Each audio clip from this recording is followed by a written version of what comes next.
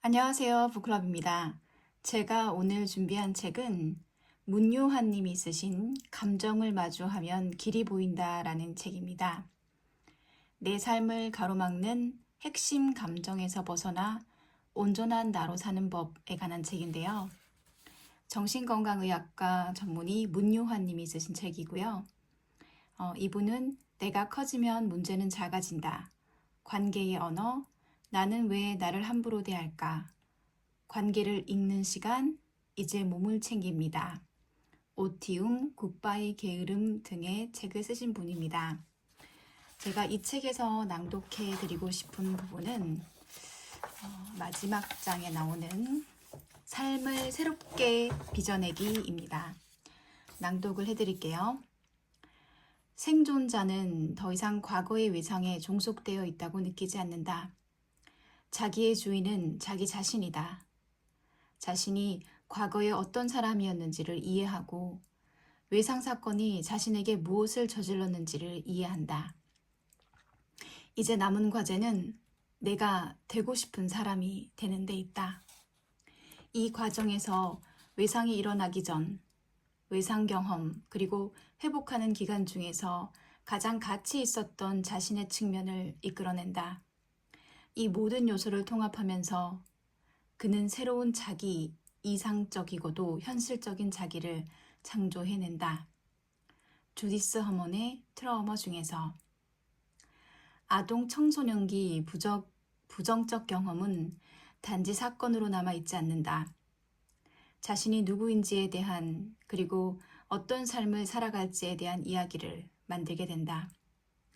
예를 들면 나는 처음부터 잘못됐어.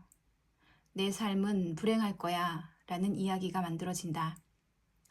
이 이야기는 아이의 인생을 단단하게 속박한다.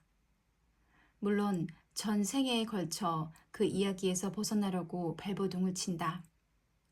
자신이 괜찮은 사람임을 입증해 보이고 행복한 삶을 살아가기 위해 혼신의 노력을 다한다. 그러나 치유가 일어나지 않는 한 초기 경험에 의해 쓰여진 이야기에서 한 발짝도 벗어나지 못하는 경우가 대부분이다. 대학 교수가 되고 대기업 임원이 되고 유명 연예인이 되어도 원초적 수치심에서 벗어나지 못하는 경우는 허다하다. 아무리 많은 성취를 이루고 인기를 누리고 있음에도 불구하고 그 모든 것이 가짜이고 자신은 처음부터 잘못된 존재라는 느낌에 계속 허우적거리며 살아간다. 그러나 이 모든 게 아동기 부정적 경험에서 비롯된 핵심 감정으로 빚어진 것임을 깨닫게 되면 그 지긋지긋한 이야기에서 풀려나기 시작한다. 더 이상 과거에 붙잡혀 있지 않게 된다. 자신의 경험에 새로운 의미를 부여하고 강점과 자원에 주목하여 가장 가치 있는 측면을 드러냄으로써 새로운 이야기를 만들어 가고자 한다. 물론 그 새로운 이야기는 여러 난관에 빠지게 된다. 온갖 저항이 막아서고 두려움이 뒤따른다. 하지만 자신의 삶을 살아가고자 하는 소망이 크다면 결국 이를 넘어서고 새로운 삶을 맞이하게 된다. 이제 자신의 상처를 애도한 이들 앞에는 삶을 다시 빚어내는 과제가 놓여 있다. 용기를 내어 상처와 마주했던 것처럼 이제 용기를 내어 자신이 살지 못한 삶을 살아가야 하는 과제가 놓여 있다. 그것이야말로 진정한 자기 돌봄이다. 이들은 다시 한번 홀로 있게 된다. 자신의 삶을 새롭게 빚어내기 위해서 자기 대면과 자기 창조의 시간을 갖는다. 그 홀로 있음은 과거에 견딜 수 없었던 홀로 있음과는 근본적으로 다르다. 자신을 벗삼아 자기 세계를 만들어가는 창조의 시간이다. 일종의 수도자의 삶과 닮아 있다. 고독한 수행을 이어가는 수도자처럼 창조의 수련을 이어가는 것이다. 그것은 무에서 유를 만드는 것이 아니다.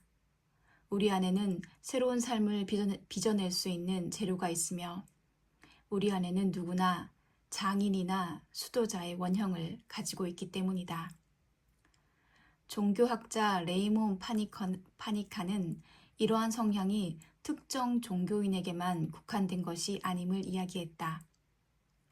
모든 사람이 수도원에 들어갈 수 있거나 들어가야 하는 것은 아니지만 누구나 자기 안에 수도자의 원형을 지니고 있으며 그것을 돌보고 가꾸어야 한다.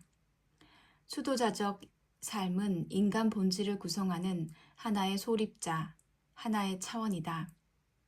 우리가 새로운 삶을 빚고자 할 때 우리 안의 수도자 원형은 그 모습을 드러낸다. 우리는 홀로 있음을 두려워하지 않고 기꺼이 홀로 있게 된다. 그것은 외로움과 공허함이 아닌 자신을 벗삼고 자신을 새롭게 잉태하는 풍요로움이다. 과거가 현재에 영향을 미치듯 현재도 과거에 영향을 미친다. 현재에 따라 과거가 달리 보이는 것이다.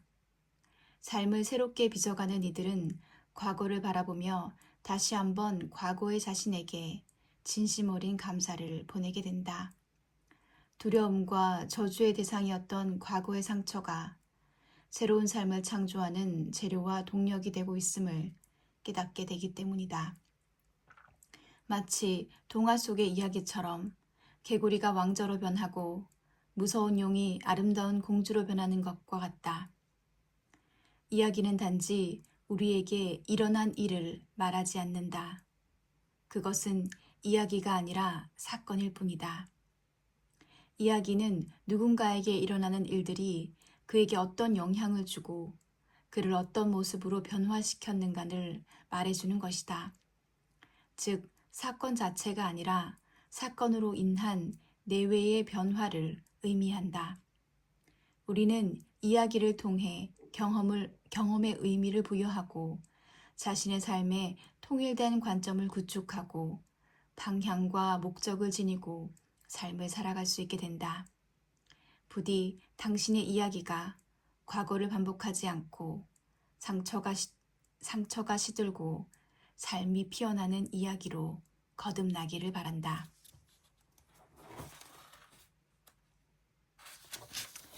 감사합니다. 지금까지 문요한님이 쓰신 감정을 마주하면 길이 보인다 였습니다.